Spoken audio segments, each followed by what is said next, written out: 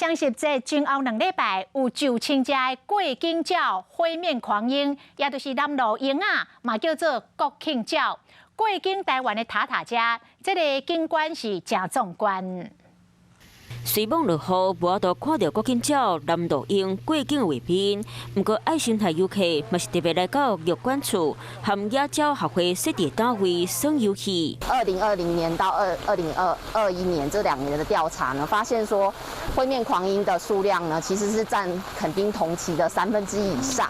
玉山国家公园为10月7日少年数2礼拜，伫咧塔塔遮举办看大鸟的活动，带民众来欣赏南路鹰过境壮观的画面，嘛同时来了解高山鸟的品种和生态。希望说也透过这个活动，除了认识高山的物种之外，也能够看到过境鸟壮观的这些景象。